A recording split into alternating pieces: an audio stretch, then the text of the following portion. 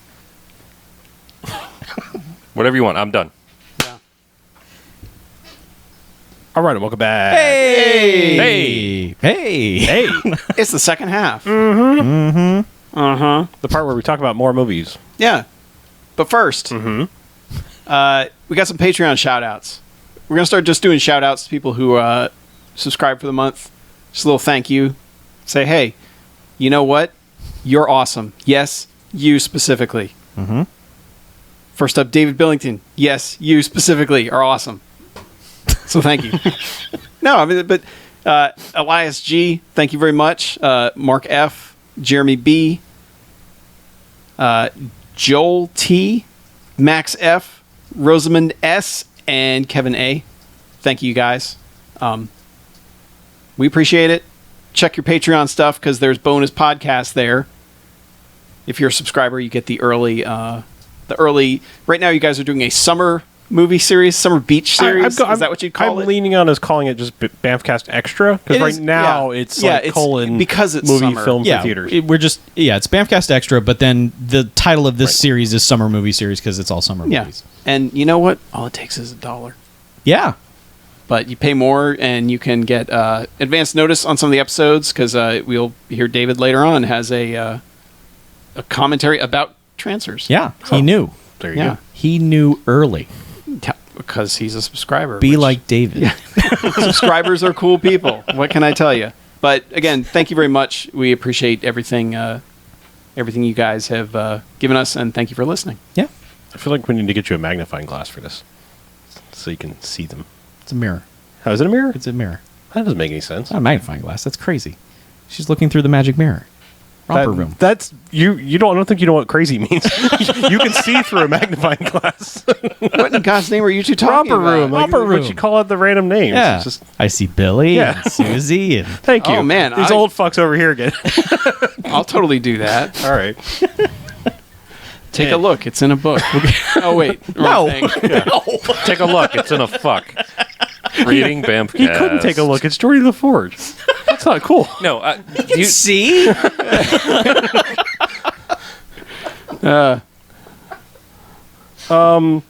talk about some movies. Yes. Speaking of crazy, Uh-huh. me or the world or whatever, I went and saw Suicide Squad, and I want to talk about You that. and a lot of other people. That Yeah. broke some records. Yeah. Popular motion picture. I'm still trying to. I was still trying to formulate how to phrase this because, like, first off, let me start by saying, surprise! I like Suicide Squad. surprise, motherfucker. Wow. That puts you in the minority. I'm just going to say that. I know. Now, We'll phrase it that way. okay. Now let me back up because it wouldn't be the internet without like throwing some hate here. There's obviously over-sexualization of Harley Quinn. Everyone could see that in the trailers. That's, I think we knew what we were getting in for. I think the trailers kind of like focusing on her helped, where it wasn't like I showed up and done, what the fuck is this? So like that helped. I mean, just like knowing that ahead of time.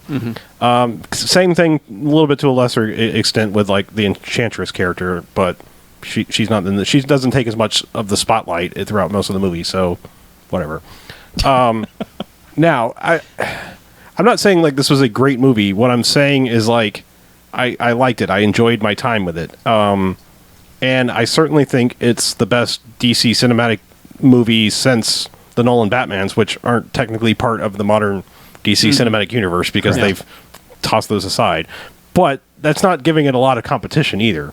Because you know me, I hated Man of Steel. I didn't like Batman v Superman very much. I liked parts of Man of Steel, but and I don't know if we're throwing Green Lantern in there or Jonah Hex. I mean, they're kind of separate, and throwaways. Now the negatives. On top of that, Harley Quinn especially, but I mean most of them are kind of guilty of this as well. I don't like the fact that it feels like they visited the Hot Topic cosplay section, especially Harley Quinn, because like, I mean, they were really just like, hey girls, you want some easy cosplay that takes very little effort? Here you go. And you'll get your picture taken a whole bunch of times because there you go. Here's some booty shorts and a baby doll half t-shirt, Was she wearing that in prison? No. Like when they Did were they have a long time when they got out of prison to pick a wardrobe? No, like they were given a box of stuff. I guess some of their old stuff, and said, "Take what you want." You're on this team now. Okay, gotcha. So they could have arrested her on Laundry Day, basically. Possibly. No, her the original Harley Quinn outfit is in the. She trunk. just chooses not to wear it. They actually show her. There's some. One of the things I like most about this movie is some of the flashback stuff. Again, like I said, it's going to sound like the more I'm going to talk about this, and the things I'm going to point out are things that I don't like about it. So I'm going to try to balance to say, like, I like the movie. Here's what I preemptively know are your problems with the movie. There are flashback things. They're interesting to the characters because, I mean, let's face it, unless you're a DC Comics fan, you don't know who all these people are. You probably don't know who any of these people are, except for Harley Quinn, probably. Yeah. And that's probably why they focused on it, because people are like, Deadshot? What the fuck's that? What's a Killer Croc? Who's Captain Boomerang? What the fuck is this? Yeah. I mean, kind of thing. Fuck. So, I'll admit I've never heard of Captain Boomerang.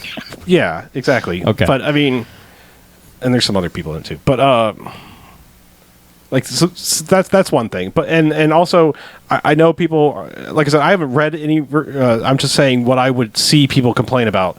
This movie is like super soundtrack heavy. Like every moment / person gets a licensed song practically. Like every single flashback is like, all right, here's this person's song, and I know that's really annoying to some people for whatever it's. You can either go with it or it's going to be like the product placement thing. Like that fucking kills me. Yeah. Like, oh great, you plucked out this obvious song that's in another movie. Like that pisses some people off. They want a scored movie end to end or nothing at all. Like as soon as you have licensed music, unless you do it cleverly inside the movie, a la Guardians of the Galaxy, they're like, fuck it, I hate it. So you automatically you've got people that are out for that. And this movie like leans on that heavily. I didn't really have a problem with it. I thought some of the music they chose was good. Some of it's like cliched, like things is like, oh, really? Do we need to hear that again? Kind of things, whatever. It didn't really affect me. The thing I didn't really end up expecting to like about the movie is I actually thought, unlike maybe with the exception of like the Pa Kent flashback stuff in Man of Steel, there is a point in this movie that actually elicited a genuine emotion for me, which is like not something I was expecting from this fucking movie at all. Right. Yeah, it's just strange. Like, I mean, hot topic of cosplay wardrobe aside, I thought Harley Quinn was like characterized very well. Because I mean, I know, again, I feel like we've got people coming out of the woodwork who have now seen this movie and been introduced to this character, other than like seeing a still image of her, for the first time. And the thing is like, they didn't do her character wrong.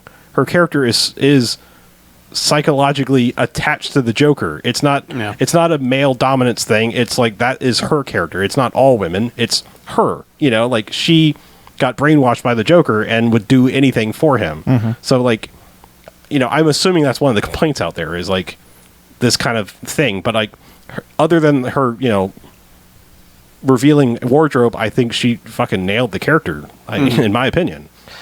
So she was really annoying? Well, if that's your takeaway from Harley Quinn, sure. I think one of the things that I've noticed a lot of people have, or one of the problems that I've noticed that people... Let me start that sentence. One of the problems I notice that people seem to have with Harley Quinn's character is not necessarily like... not her character per se, it's people's reaction to her character. Okay. They only see it on a superficial level, like her devotion to the Joker. They see that as an example of a good and healthy relationship, when in fact the actual truth of that relationship is that it's literally the worst thing. Exactly. And their relationship is bad because Joker has done bad things to her. Yeah. So that's the biggest problem that I've seen that people have with that character. Okay. But that is that character. I mean, like, yeah. That's being true to that character. It's not a problem that people have with the character itself. It's the characterization of the character that other people have. Like people who are only seeing, the cutesy part of it and going, oh look, she loves Dr. J, and all that. They don't see the real truth of that relationship, and so they're almost fetishizing that sort of relationship, when in all actuality, it's something that you should very much be afraid of. Yes, and absolutely. So- Because that was the next thing I was going to say is I know a lot of people have a lot of opinions on the Joker. And, prior to this movie ever coming out, there was a billion and one, like, hot takes about the Joker's look and Jared Leto playing him and Jared Leto's supposed antics on the set. And he's also put himself out there a lot. Right. I'm saying, like, is he going to fall down the Joker hole? Is he going to kill himself? All these dumb things, like hot take after hot take. And you know what? At the end of the fucking day, I don't really care what the Joker looks like, because the Joker has come in many different forms over the years. The basics are green hair, white paint, sinister smile, and crazy. That's all you need. Beyond that, if he has tattoos, if he has teardrop tattoos, I don't give a fuck. It doesn't matter to me. This is my Joker, and that's all there can be. At the end of the day, I watched that movie, and I didn't see Jared Leto at all.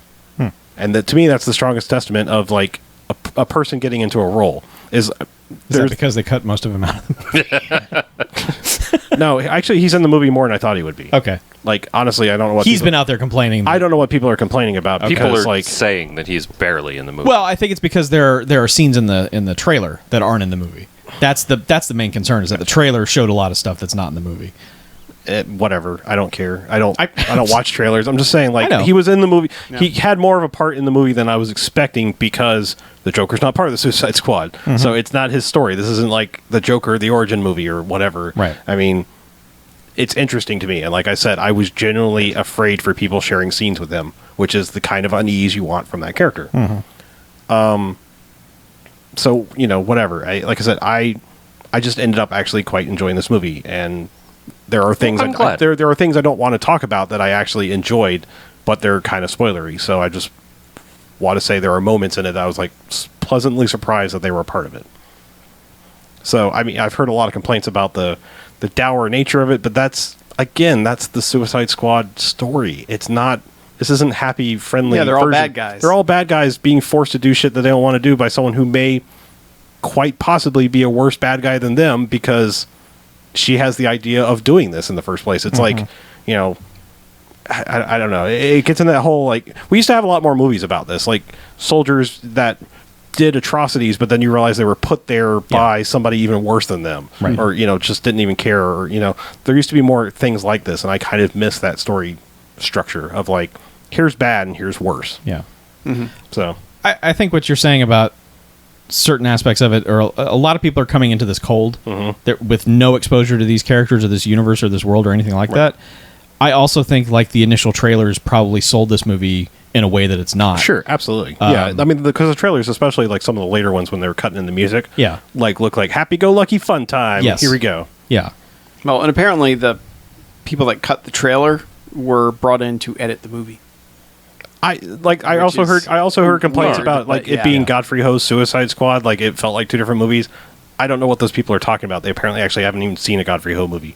I don't think they have, because those are like, holy fucking shit. This is two completely different movies. I didn't get that at all from this movie. Do you think they're referencing, like, the fact that the flashback stuff is of one quality and the modern stuff is not? The flashback stuff is shot super minimalist most of the time. Like, there are full scenes where it's like, okay, this is happening, and, like, there are characters and we're obviously in a place, but then there's, like, memories where it's like stark backgrounds, like just characters in a blank background kind of thing, where it's like, this is just almost Terrence Malick-esque, like, this is the highlight of this, and we don't remember where we were or what we were doing, just remember us.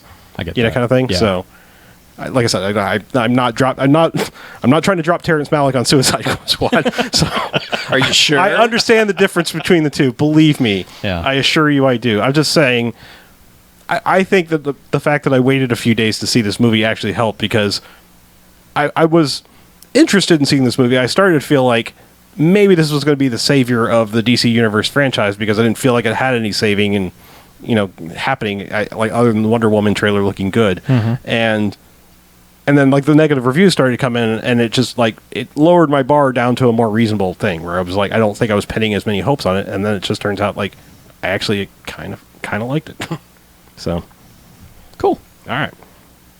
Glad you enjoyed it. Yeah, I'm glad to hear you say that. All right. So, throwing a little swerve on the Friday's the 13th thing. What? Do you want me to lead right into that, or do you have other things? No, I don't have anything. Okay. I had one thing, but Do you want to go? You can go ahead. No. Break up me talking. all right. Break up me talking. I watched Stranger Things Like the whole things? at the internet's recommendation. And Yes. Chuck's And Harlow's. Yeah. Stranger than what? He wasn't here. things. You weren't here? He wasn't here when I talked about having seen it. Oh, okay. Oh, yeah. Cold take. That's pretty good. I liked it. That is It's a well cold made. take. I love how they make it look like it was shot on film, even though it's digital, which a lot of people haven't seemed to figure out is how to make something look like an early 80s movie. Yeah. And it really is. I mean, it really does play out like a 6.5 hour, however long, 7 hour 80s movie, from, that 82, 83, 84 range, which is pretty cool. I don't like that there's season 2 stuff set up at the very end. I feel that kind of end, knowing that they'll be returning to a lot of those characters in season 2, kind of feels like you got a lot of room to fuck this up now, which is a bummer. And I hate prejudging it like that, but it kind of feels that way, that it's like you had the chance to just wrap up this thing perfectly, and you kind of didn't. Yeah. So it left with me going, this is great, but it's not quite as great. It feels like if you had just said, all right, we're only doing this, we're done, it would have been that much better for me.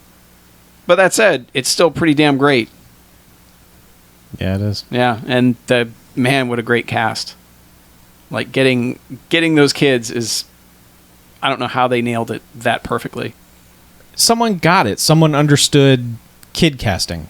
Yeah. Like they knew they couldn't be irritating little shits because so much of the population would just go, no, fuck this. Well, yeah, and they do some crappy stuff to each other. They bicker in incredibly realistic ways towards each other throughout the course of that. Yeah. But yeah, it's pretty great. And Sheriff Hopper looks like a cross between the two brothers in 6 Feet Under, which is really unnerving to me. Well, he looks just different enough that I didn't realize he was the guy from the newsroom. Yeah, until, I know. I looked it up and I was like, oh, yeah. Yeah. I kept telling my wife that. She's like, who is he again? And I'm like, the guy after the other show. I'm pretty sure he's in Suicide Squad, too, which is like even threw me off even more today. Oh, he's going to be that guy now. Is in everything. Yeah. He was like one of the government guys, I'm pretty sure. But anyway, yeah, it's well worth watching. I'm still amazed the internet has not turned on it yet. I'm waiting for that backlash to come, and the only turn that I've seen is some people going, this soundtrack isn't very good. I don't know what people are talking about. Yeah, well, People are mad about the treatment of female characters in that. I don't know why, but they are. people are In the Stranger Things soundtrack? No, not the soundtrack, but the... which, I don't know what they're mad about. I didn't read into it because I didn't want to get spoiled. I like that they went with a lot of things would actually happen this way. If this was really truly if this really truly happened, a lot of the places people end up are where like actual people end up. Yes. And not like Hollywood ending end up. One relationship in particular was so fucking realistic. Yeah. That just the way they wrapped that up, you're like, yeah, that makes sense. That is exactly how everything. And you would rebel go against down. it at first because of everything movies have taught you, and you're like, oh wait, no, that's exactly what would happen. That yeah, okay. Yeah, it is funny like that I was texting you about stuff as the show was going on. And I'm like by like the 4th episode, I'm like, I hope this fucking happens. This needs to happen so bad. And then it's like, no, actually I kind of like that now. Yeah. It's like Yeah, it's very realistic.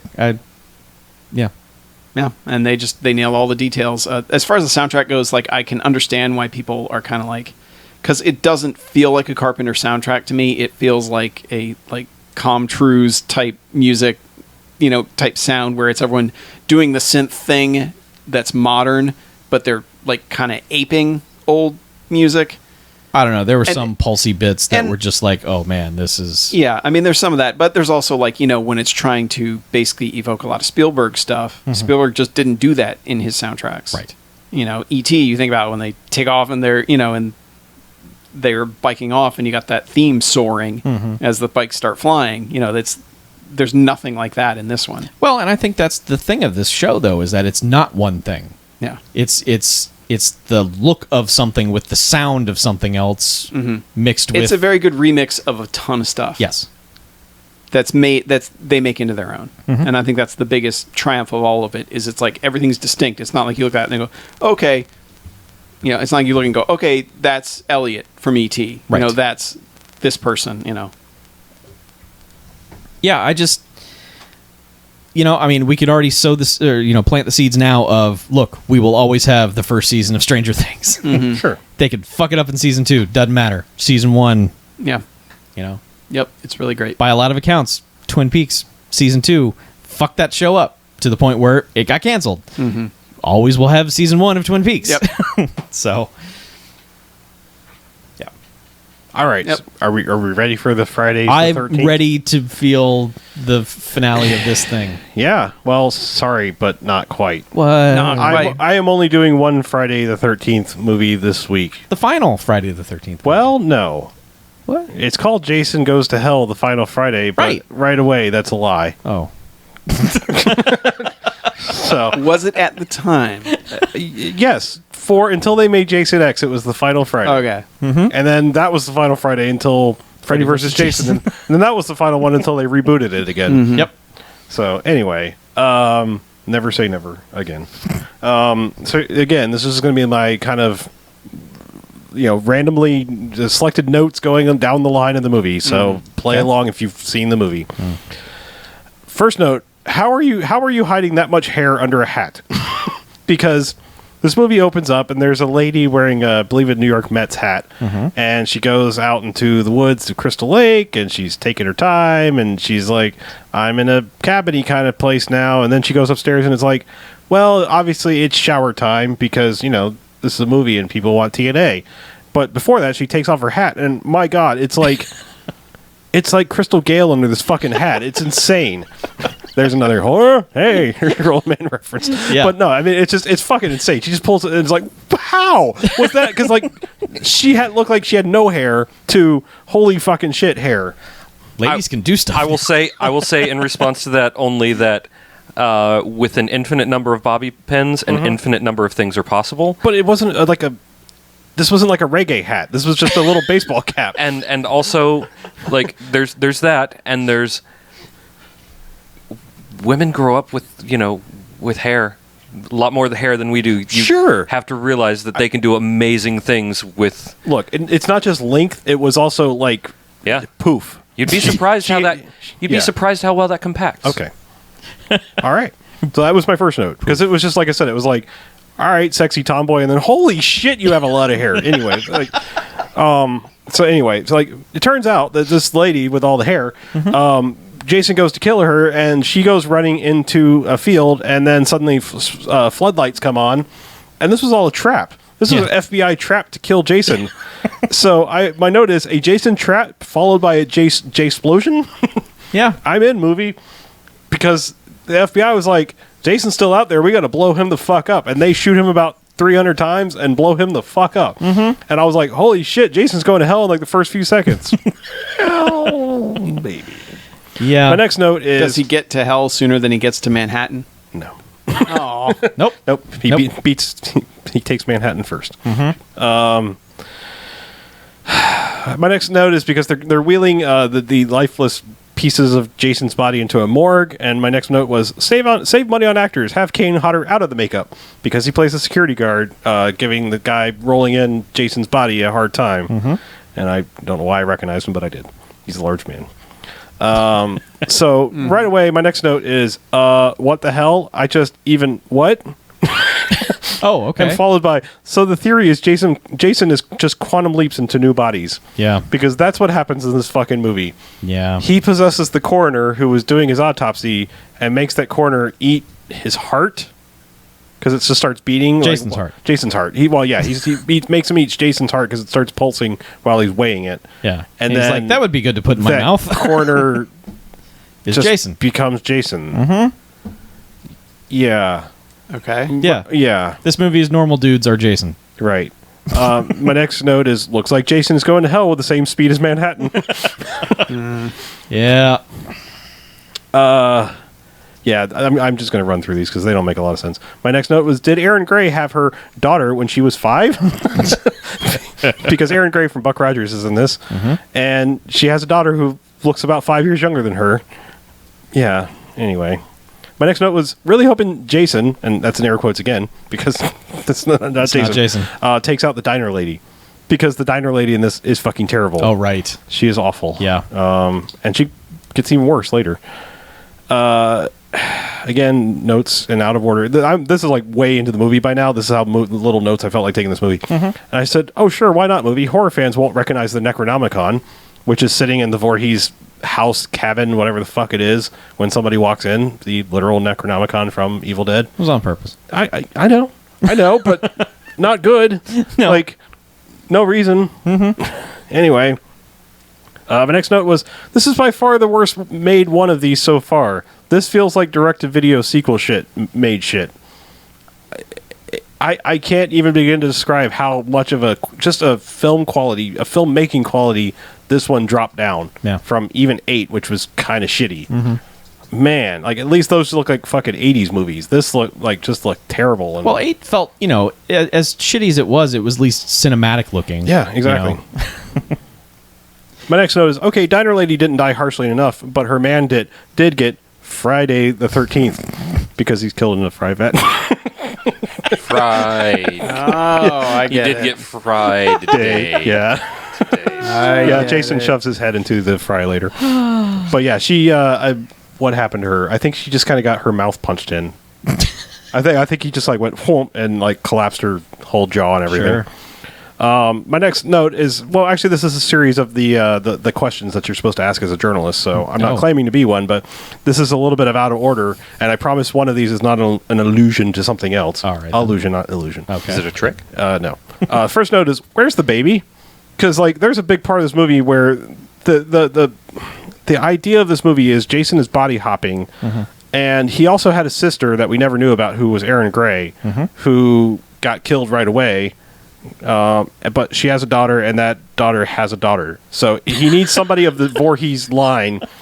So he needs to go after whatever her name is, or the baby. Yes. But there is a point where she gives the baby to, I think it's a waitress at the diner, and the baby just like disappears for like a really long point in the movie where like there is mayhem happening in the diner. I'm like, where the fuck's the baby? Just like they never address it. It's just like, we're not, like, mother immediately becomes disinterested in the baby. Like, it's really bizarre. Yes. My next one is, why is a give or take 30-year-old dude still wearing a Letterman jacket? Oh. Because the main character is, like, I think supposed to be 30? I'd say 30. Yeah, and he's wearing his fucking Letterman jacket. Sometimes you peak in high school. Sure. As I said, these are the main questions. We've had where, why. Now, who is Duke, and why would Jason remember him? Now, Duke is the sergeant guy from 21 Jump Street. Yes. And he's basically Jason's hype man / set up to be the guy who's going to take him down. But he keeps talking about all of these reasons why he knows all this shit about Jason, and then when he meets Jason, it's like, don't you remember me? And it's like, no. Who are you? Because that was never established. They cut that reason out. Sure. Okay. Well, great. I don't know why they left in him saying, do you remember me? Because we don't. Next one is, what the hell am I watching this for? Covered almost all of them yet. The next one, as I said, not an illusion. I just said, how did this get made? Because it's actually a valid question in this point in time. I mean that in the actual sense, not like, oh, we're going to watch a good movie and go, because this is like, who the fuck made this and why? Because this is like such an insult to people, the fans of this series. Yeah. Like more so than any of the other dumb shit they've done along the way. This one is just like, hey, you know that shit that you like? Fuck that. He's going to body hop. He's not going to be in the fucking movie. Yeah. So you guys like Jason, right? Well, guess what? He's not in it. So a proper journalist knows that there's more than the 5 questions. There's the other one. So my final one is, to what extent does this suck? Okay, I can answer that one. A lot. A whole hell of a lot. Yeah. Because Jason never goes to hell until the last few seconds. Kind of. Like that's basically they kill him and hands come out of the ground and grab him, including Freddy Krueger's claw, setting up the thing that was 10, 12 years in the making. It was a long time away. Long ass time in the making. Yeah. Yep. Long enough that Jay and Silent Bob had peaked, crested, and thought they were too good to be in that shit. And yet they left the characters in. But, yeah. So, My last note is kind of like a discussion area. You know what would have been a better crossover besides Freddy versus Jason? X-Files versus Jason, with the intro that this set up. Yeah. Because that would have been fucking awesome at this time, and they might could have pulled it off. Mm-hmm. Because like they're like the FBI is aware of Jason and has to take him out using occult shit. Fucking call in Mulder and Scully, and that would be a badass movie. Yeah. And my final note, or Ash versus Jason, since they implied that it was in the same universe. Because if you need someone to fight, undead, evil, whatever things, call in fucking Ash, and this would be a good movie. So anyway, just like Freddy versus Jason is not the fucking movie crossover we needed. So yeah, fuck this one. I mean, God, this is by far the worst in the series. They could have done the Expendables of the horror movies. Yeah, what is fucked up is like this, like the setup for this could have been the most awesome one, and then they just like no, like I mean the fact that like the government was aware of Jason and like waiting for the right time to take him out is like such a cool idea, and then they made it like nah. Yeah, because for like 8 movies, it's always kids trying to justify to authority figures that there's this thing out there killing people, and then the town basically going, no, we don't talk about that. Yeah, and this is the government coming in heavily armed, going like, we'll take care of this. Yeah, and then they just basically made a shitty Body Snatchers ripoff movie. Yeah. It's so dumb. Yeah, it's so bad. Yep. So. I do like that opening scene. I think that like that's a perfect setup. Yeah. It just bugs the shit out of me that he's making noise when they're shooting him. He's just roaring and making weird noises. It's just like... Well, he continues that. Like, he grunts throughout the whole movie. Yeah. It's dumb. Yeah. Anyway, like I said, like, you want to talk about movies that need to be remade? Like, not this exactly, because that premise is dumb, but I mean, like, man, just step in and, like, time travel back to 1992 and be like... Because I don't even understand, like, I know Sean Cunningham is like at all the conventions for Friday the 13th shit forever. I'm sure he gets asked this all the time. It's like, how the fuck did you let this happen? Like, how did you produce this shit? And not go like, this is fucking stupid and not at all like what a Friday the 13th movie is. Yeah. So I would just like to travel back in 1992 and go like, just so you know, you guys are fucking it up bad. I'll do this better. Because like this could have been, these movies don't have to be high budget. Like, you just need some rooms that are semi-convincing as government buildings, and you could have people, like, with a Jason tracker and shit. I mean, it'd be fun. Jason versus aliens. Yeah, exactly. Like, running through the woods with, like, Predator versus Jason, essentially. Like, not the Predator, but, like, that setup of, like, we're in the woods with Jason, and we're heavily armed could be fucking awesome. Yep. They fucked it up. Anyway, so, expect the finale next week. Okay. I will Wait, continue. you're not going to do Freddy versus Jason? No. Yeah, not part of the game. I'm not doing the remakes or any of that shit. I would. You would? Yeah. Okay. You got to see this through to the end. I would at least do Freddy versus Jason. Is that really... I mean, that's really a Freddy movie with, like... That's like 90% Freddy, 10% Jason. It's so barely a Friday the 13th movie. It's still relevant. Like, it's still part of it. I mean, like the remake... think you should start watching the Nightmare on Elm Street series. I thought about that, but combine now it at the end. with our BMFcast Extra and I'm about to have a job again, no. No. You don't have the time. I do not. I will not have the time. well. Maybe after summer's over, we could do the Nightmare movies. Maybe. Just do 2 a week. Sure. I mean, I'd be down for that. I'm just saying, like, I'm feeling like when we started this BMFcast Extra, I was like, fuck, I'm already watching 2 Friday the 13th. Now I need to watch 2 summer movies. I'm running out of time. I was just trying to help you fill your time, man. Yeah. It worked. Fill my time anytime. Yeah. All right. But yeah, I just real quick, I know they're going to start shooting the next reboot of Friday the 13th here shortly. Like another reboot or continuing? They're rebooting it again because, man, that one reboot was just I think they made terrible. 2 of the new ones. No, they one? should have, but they didn't. Okay. It was dumb because it was one of those years where there was a February and a March, and February had a Friday the 13th, which means that March had a Friday the 13th. Why they didn't think ahead and make 2 movies and have one come out February 13th and one March 13th, that would have been genius, but they just made garbage. I don't remember it being that bad, but I mean, I'm not... I didn't even finish it. I walked away from it. And I'm, that audience. I felt like the Nightmare on Elm Street reboot was worse than the Friday the 13th one. Okay. Like, I felt like it pissed on the mythology more than the Friday one did. With that one, I mean, in Nightmare on Elm Street, I mean, Jason, yes, is a character that's iconic, but it's not like a Freddy Krueger with a personality. Right. And when you change the actor, you change that fundamentally. Well, whereas the Friday the 13th, it's like Jason's just like this hulking monster, so it doesn't matter. Yeah. You could just do so many... Like, even if you start remaking specific Friday the 13th movies and just make them good, like, do Jason Takes Manhattan, but have him be in fucking Manhattan. Like, from the get-go. Yeah, just like he's on a boat and he's there. I mean, like, he wakes up, you saw, like, lightning strikes the mast of a ship, which sends it down the chain, which wakes him up, and he grabs the chain and just rides to Manhattan. Just there you go. Make that movie. Three minutes of opening shot, and he's in Manhattan. Didn't they condense the first 3 movies into like the first 20 minutes of basically, the remake? Yes. And it's all a cold open, too. Like, the cold open of the Friday the 13th remake is like 25 minutes, and then the title card comes up.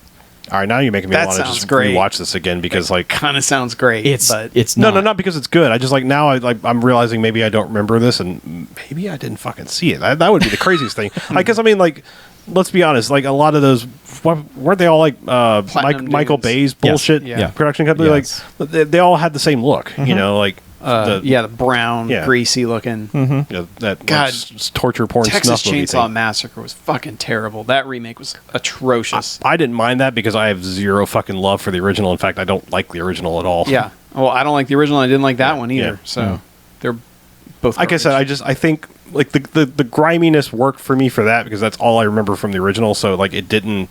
I'm not saying I enjoyed it, but I'm like, oh yeah, this is just as grimy as unpleasant as the original one was. Mm-hmm. Yeah. I just think if they reboot it right and maybe have some ideas that they can pan out later, you can do an interesting idea each and every time. You can have some sort of weird foil. You can have some sort of gimmicky premise and just don't fuck it up. I mean, all of these movies have a premise, but then you're just like, they fucked it up. How did so many people work on this and fuck it up? Yeah, it seems weird that, like, whenever I hear people talk about Friday the 13th, what they like, it's always like, crazy kills. Mm-hmm. Jason goes around killing people in crazy ways. Mm-hmm. Yeah, this one, like, they up the gore to a different level, like, almost like Thing/Cronenberg levels of gore for some reason. It's like, well, that's not what this series is about. Like, I don't want melty faces and shit like that. This is like, I mean, the crazy kills are like, it's actually weird because... Like, a lot of the kills are brutal, but, like, not in a gore fashion. It's just like... goofy and crazy. They're goofy and crazy. It's like, he harpoons two people together. Yeah. Like, or I harpoon someone, like, and it, like, propelled them into a tree and they stick there, like, like, I mean, that's... But it's not like... Then it sits there and, like, shows their intestines spilling out. It's just like, all right. Jason punches someone through the chest. Right. Fist comes out the other side. That's it. Yeah. This was, like, lingering, like, oh, look at this. We've got melty face technology. Melty face. Anyway, you guys want some emails? Yes, please. I do. We've held off on them for a while, but we got a little bit of time, so let's get them done here. Yeah. All right. First one up is from Scott from Dallas. Hey. Who he says, "Dos films at the Alamo Draft House dollar VHS night this month. They showed a little ditty called Demon Wind.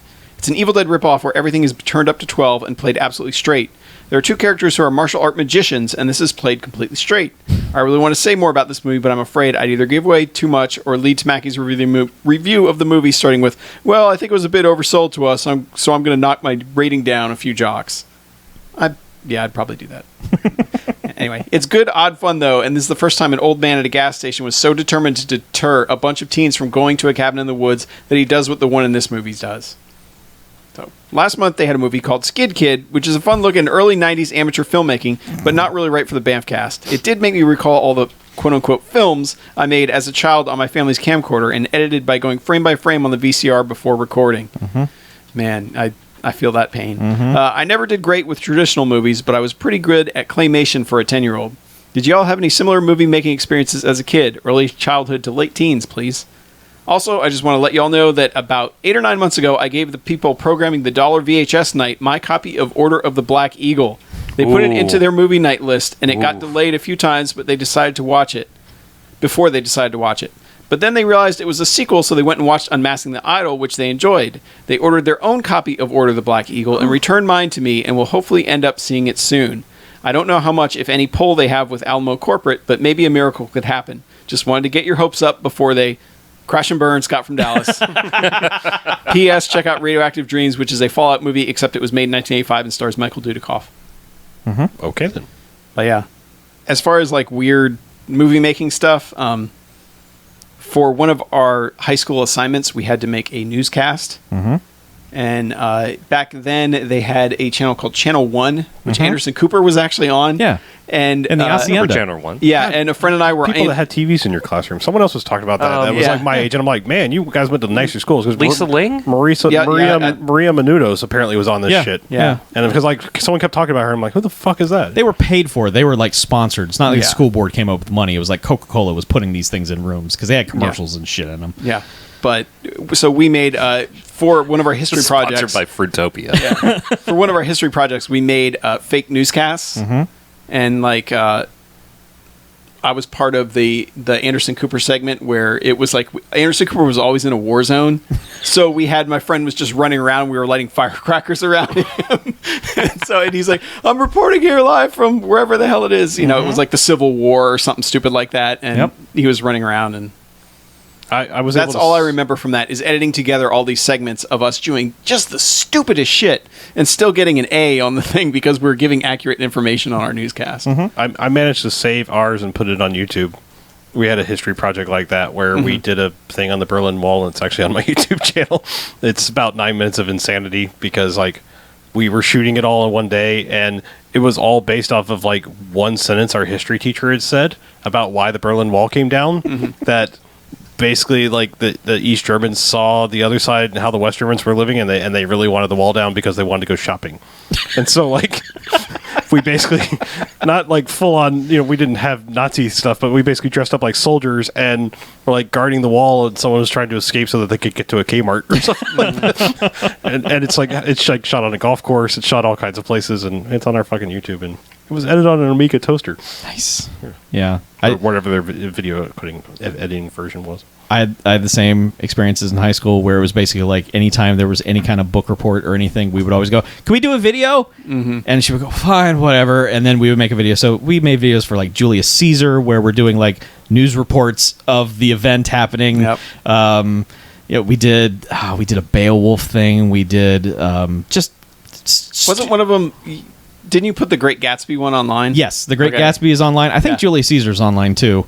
Great Gatsby, they had shown us the 70s movie, and so we just took dumb dialogue from the 70s movie that we thought was real dumb and just kept saying old sport over and over and over and over and over again, and then came up with this dumb twist ending.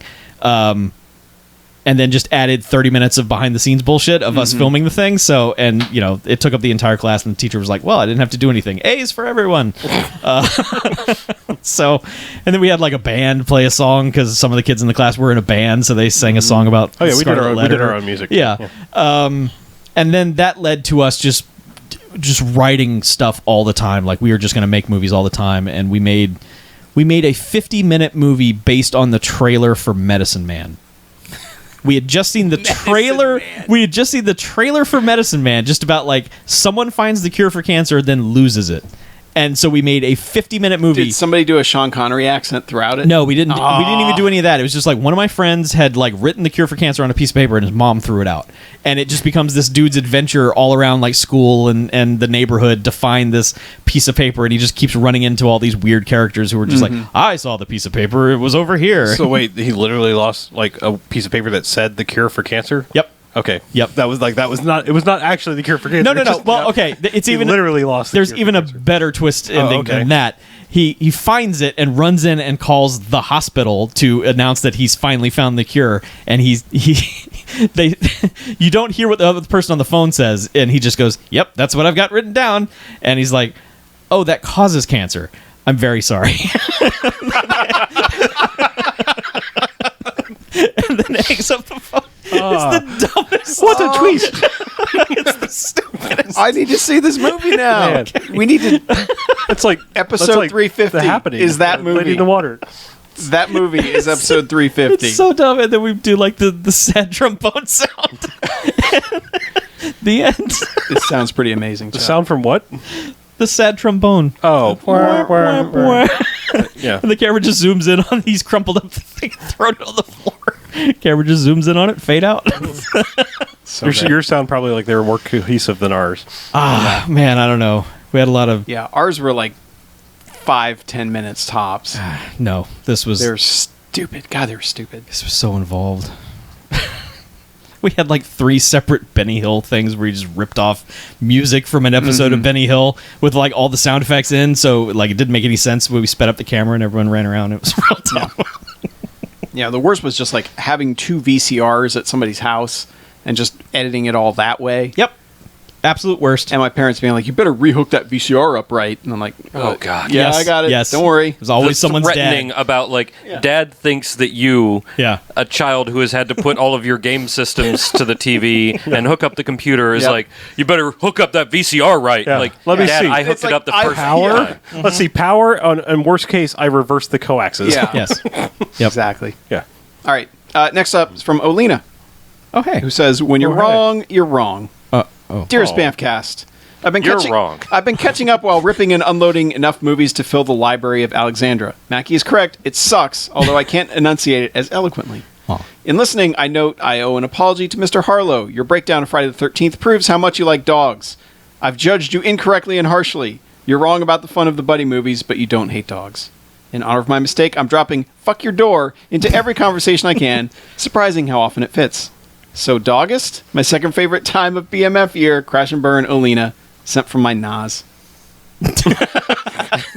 Nice. Nas Darkly. Yeah. My favorite Nas was Nostradamus. Sorry about the whole Dogist thing. Oh yeah. I'm sorry Oh, yeah, about. surprise, we're not We've doing already fucking moved on doggers. from Dogist. Sorry. Yes, suckers. Whoops. Sorry. And yeah, I like dogs. I like dags. Yeah, I like dogs. I have dogs. They're good. When they don't shit on the floor, then they're bad.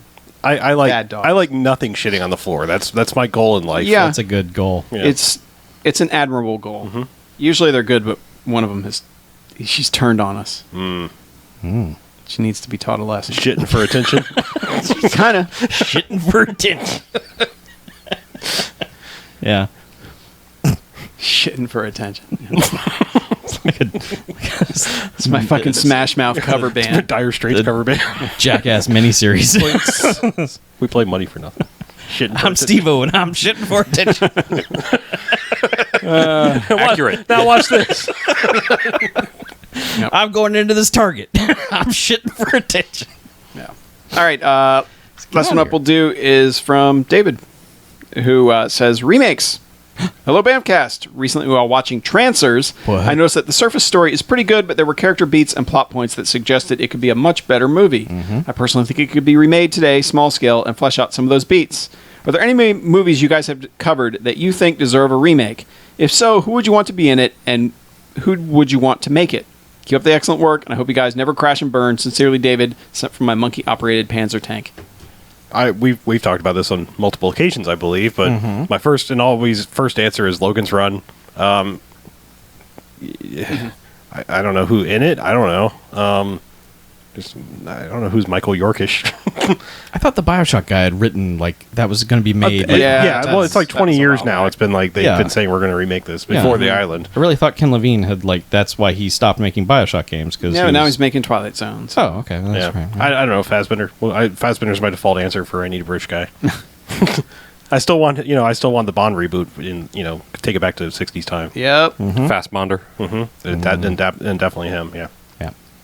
Yeah, I'm trying to remember. We mentioned quite a few movies that we've covered that we were like, yeah, this is ripe for a remake. Yeah, I think we mention it whenever, like, we get to the end. We're like, yeah, remake that. Yeah, I mean, think about Zone Troopers, which we talked about. This, that could be a really fun movie with modern effects and everything. Yeah. I kind of wish, again, someone with money would come along and just be like, look, let's do this right.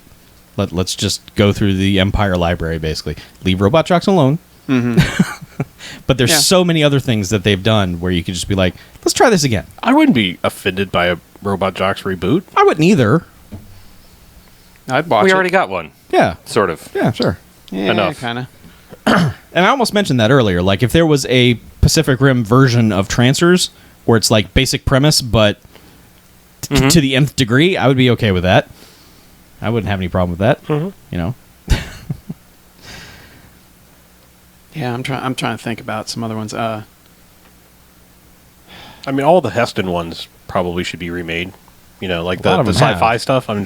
Yeah, they've done Planet of the Apes multiple times, but Soylent Green and Omega Man, yeah, we've tried it a couple times, several times. But I don't know, yeah. So I guess just Soylent Green's the only one really. But I think the problem with Soylent Green is that everyone knows the ending. Yeah, It's just, it's like, how do you... the only thing people know. It's like, oh, Soylent Green is not people. Oh, twist. It's actually food products. Wait, what's the ending to Soylent Green? Yes. It's not actually green. Right. They have to put together Soylent Blue and Soylent Yellow. Oh, no. And Soylent Blue and Soylent Yellow are made out of people. Yeah. There it is. Oh, jeez. That's terrible. And I knew the ending to Soylent Green before I ever saw it because of the Phil Hartman sketch on Saturday Night Live, where he's just running out. Yes, he's just running out and saying it over and over again with his weird scarf on. His little Charleston scarf. Oh, I miss Phil Hartman so much. And I just think about a lot of blaxploitation movies we've watched. Like, We'll just bring back that as a genre, like Yeah. with earnestness and not like poking fun at the camera. That would be fun. I would enjoy yeah, that. because you think about something like Sweet Jesus Preacher Man, how like the premise of that sounds great, So good. Well, I and mean, it goes Nowhere. like the places we least wanted it to go. I mean, we live in a time with Samuel L. Jackson, and Samuel L. Jackson has never been in a blaxploitation history movie history movie. Yeah, I know, I said it, just happens. But like, if ever there was a person born, Well, Shaft. I mean, they tried it, but they were trying it like in like the year 2000 version. Yeah, because they made it a weird like international drug smuggling Exactly. movie. And you're like, wait, no. But I mean, he also like, okay, that is completely wrong version of the character for him. I mean, I'm saying that is the wrong character for him to play. I want him to be Sam Jacksoning all over the place, yelling at Whitey. That's what I want. I mean, because like he could like super angry Sam Jackson is what I want, and they were like, no, play cool Shaft. And it's like, what? No, like I don't want. Who wants that? We don't want the even-tempered, Yeah. or even slightly excitable. We want full out 8 motherfuckers a minute Sam Jackson. Right. Yeah. Make the hard R. Exactly. Just recreate that. I mean, not to get like political, but I mean, we're living in a world where like we're back to having like I thought we were mostly done, but like we're back to full on fucking social injustice. So you know what? It's been there. It's fucking. We just didn't know about it. The reason was everyone was quiet about it, and now it's right. Well, I'm being saying videotaped. Like that's what I'm saying. I think it's gone from like maybe whispered in rooms and some incidents happening to like front page. It's in everyone's face, and it's like got people yelling in public again. And it's like it's time to fucking like make some movies and say, you know what, Man, Shaft. What was that asshole's name? Shaft kills Darren Wilson 100 times the movie would be like box office hit. Yep, Yeah. I'd watch it. Yeah. I'm just saying, like, I mean, those movies I don't were made condone the because of the killing of Darren political Wilson climate of the time, and like, I mean, sadly, I think we're fucking back there again. Yeah, It's terrible. Yeah, God. yeah. Problem is the fashions just won't be as good. No. Yeah, and only other thing I can think of is I wish we could have a return to stuff like 1990 Bronx Warriors and The Warriors, where it's like themed gangs. Yes. And you're going through a like New York City or wherever. A gauntlet of gaily garbed gangs. That's like they nailed it. But just like New York is a wasteland, you got to fight through all these different, basically practically video game levels of dudes to get there. Like that's a genre I miss a lot. The entire like Italian ripoff industry dried up, which really sucks because a lot of that stuff was interesting. Like you knew what you were going to get. Like they were just Mad Max ripoffs or something, but just like a weird foreign take on what someone thinks New York is, coupled with New York being shitty and bombed out and just wrecked. Yep. That's just that combination is gold, and you can't do that anymore because there is no outside film industry, and New York is fucking Disney World now. So it's Well, I think also we've hit a point where we have enough recognizable people willing to go to Bulgaria and make whatever fucking movie. Yes. And it's like, there's no longer a need for your Lou Ferrignos and all those kind of people to like, be super like D-tiered level celebrities. Now you can get people that were A-list celebrities 5 years ago willing to go over there, make scale, and, shit out a movie in 2 weeks. yeah. We've still got Detroit. I was gonna say, I'm surprised that Detroit has not tried to pull what Louisiana did after the hurricane, which was really ramp up their film production. Yeah, shoot your movie here before we clean all this shit up. Exactly. Like Detroit is like it's a wasteland now. I mean, it's RoboCop. Detroit's having a bit of a resurgence, but there's a lot of it that is film worthy. Like, I mean, there's got to be warehouses, just empty factories and foundries. And one of the problems with that, though, may just be that, like, because of what's happened to Detroit, you can't get in contact with anybody who owns any of that shit to get any of the rights, and to do it a big film guerrilla style, you run into a lot of I guarantee you there's that. There's the people who do still own the land, want too much money for permits and shit. And 3, you probably can't guarantee any safety. Yeah, and Detroit, the city of Detroit itself, maybe, Yeah, like the city is probably not wanting that image to get out there, whereas New York didn't give a fuck in the 70s. Yeah. They were just like, yeah, put us on film. Great, more money for us. We'll build another building. Everything's made in Georgia and Florida. We'll build another pre-distressed building in New York. I'm always amazed when something is filmed in Atlanta. Filmed in Georgia. Yeah. Well, you mean filmed in Atlanta or like, set in Atlanta? Filmed. Not advertised as such. Okay. Filmed in one of the many thousands of square miles of Atlanta, Georgia. Yeah. How do they ever get there? You're always stuck in a traffic jam. Exactly. You can't. There's no way to get anywhere. Yeah, you just have to airlift in. Like, they filmed Anchorman 2 there. Okay. Atlanta was New York in that movie, so. Man. I mean, how bad has New York gotten that you can't even film... It's all the tax breaks. Yeah, in Atlanta. That's all it is. It's all tax break. It's like parking. It was Toronto. It was Toronto for the longest time, and then now they're like, oh, we don't even have to leave the U.S. now. Okay. The Georgia Film Bureau or whatever it is. Yeah. Yeah. They have Chris Cooper at the end of every TV show now, made in Georgia. Yep. Is that Chris Cooper? Yeah. It's like whenever you need a movie where there's a lot of driving, for some reason they just go to Atlanta because they just have interstates that no one's using. And they just all their car chases have, like Need for Speed, that entire movie was filmed on abandoned highways in Georgia, or ones they hadn't opened yet, or something. Why didn't we drive on those when we were in? Because everywhere anybody wants to go in Georgia, it's all full up. These are just, around fucking Milledgeville. What is a millage? I don't know, but they got their own bill. I don't know. It's kilometerage in other places. Kilometerageville. I hate you so much sometimes. That's our emails for the week. Uh-huh. How about some contact information, BJ? Pretty easy. BMFcast.com. BMF at BMFcast.com. Or give us a ring on the Garfield phone, 9105-JOCKS-BMF or 910-556-9263. Awesome. We got a Patreon, patreon.com/BMFcast. We had shirts for sale, but now no longer. If you missed it, I'm so sorry. More shirts might come along. They will. More shirts we predict will come in the future. If you sew them, they will come or something. I don't know. Yeah. Click our buttons to get some buttons. Yeah, we also got some sweet buttons in. We're not sure what we're going to do with those yet, other than roll around on them like a cat with catnip. But I heard a little. Nah, it's all right. But we'll get more details on that later. Yeah. But we have a store set up, so we're ready to roll out the merch train here shortly. You're going to be seeing BMFcast skirts and scarves and underwear and socks. Nope. Neckties. Nope. A line of edible underpants. With our faces on the crotch. Yes. Yep. Definitely doing that. They're actually just going to be made out of fruit roll-ups. That's what basically what they're made out of. Anyway. And lunch meat. Yep. Drink koozies. Get my brisket briefs. Roast briefs. Yeah. There you go. We're done here. Good night, everybody. Anyway. Yeah, it's just rolled up ham. Got my hand pants on. But anyway, we're going to roll out the merch train soon enough. We already got it kind of chugging along with the pre-order of the sweet-ass limited edition gold as fuck BMFcast hot t-shirts. But keep abreast of the website, Facebook, Twitter, and all that. And we might get you some things that can cover your breast. Yes. I don't know. Yeah, we had some things. But we'll have more.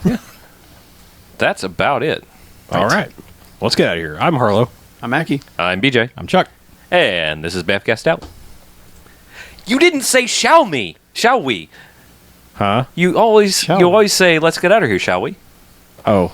You missed that. You've 300 and something episodes. Would you like me to do it again? No. Okay. It's just so weird.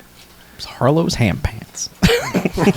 Oh, roast beef. Gotta be roast. His Mackey's ham pants. Ham pants. Harlow's roast briefs. Yeah. No, I was the one that wanted the brisket beef briefs. But roast okay. briefs. Well, I'll take roast briefs then. Yeah. Hot ham. You can pants. have brisket, boxer briskets. Oh Yeah, big boxer hot briskets. ham pants. Yeah. Big hot ham pants. XLs. They don't. Well, they're not big because they don't completely cover you because they have to be hot pants. Oh. Right. Yeah. Big hot ham. Yeah, they're like your ass cheeks are All right. really just hanging out the side. Mackey's running out the door as usual. Yeah. Get my ham pants. Yeah. Yeah. Late. You better come back with ham pants. What? All right. I'm gonna give you like 3 minutes while I go to the bathroom to order your pre-order shirt. yeah. And then I'm shutting the motherfucker down. Shutting it down. Kyle got his order in. Shutting it down. Come in. He did? Oh, good. Yeah. We had the PayPal set to Express again Oh. for some reason. How did that Instead of I don't know, but it was set to Express, so I changed it back All right. to... standard. Oh. Fuck, just standard. Because you can't use a credit card with Express. You can't use a credit card as a guest with Express. Oh, okay. No. So I don't know why that was set like that. It's weird. But to know. Oh, I think because, like, everything on the Big Cartel site was like, don't use this because things. But we don't use any of those things. It's just because it's mainly just because somebody could probably try to do a refund on a credit card or whatever. It's all right. We're good. All right. Yep. This midnight is officially shutting down. Yeah. You live stream people are Stealth in shirt kind of guy. like at the last second. Beyond the last second. I don't know who that is. Somebody watching the live stream, I guess. Maybe I don't know. Sneaky person. I didn't put it on Twitter or anything else, so Well, there are some people in the live Full stream. name. yeah. Yes, let's tell them that and their address and Yeah. everything. Who is that just put in an order? Kyle? Not Kyle. We got Kyle's Kyle? order. We've seen Kyle already. I got you, Kyle. Sorry, I don't know why we do that every time because South Park's been on for almost 20 years. Yeah. Oh, good. Look, it's the back of Chuck's head. It's much better. Who asked about No Man's Sky? We have another podcast about that. Yeah, who asked me? We're not doing that yet. Who the hell? We gotta play more. We We gotta space some more. Yeah. They got a space. Yeah, we have I'm to not gonna space be more. on that episode. Yeah, well, wait, you're not gonna be here at all? Probably not. Really? I won't have played anything. Oh, okay. It happens. This time every year, there's one that I miss because But it's not that time yet. It's not Oktoberfest. I start September 1st. I start. All right. Are you going to be passing me the editing duties at some point? Just for that, no quarters. Okay. I can keep doing the rest of the stuff. All right. See, you get to watch us make the hot ham pants. Or the sausage, whatever. The hot ham pants cover your sausage. Yep. I don't know why I'm the only... I should shut this down. I'm the only one actually on the mic. Bye. Yeah. But Chuck's now left now, too. I'm just in here by myself, talking to you. Chuck. No, you're spoiling the illusion, Chuck. He left. Oh, sorry. I'm not here. All right. Just ignore All me, right, guys. bye.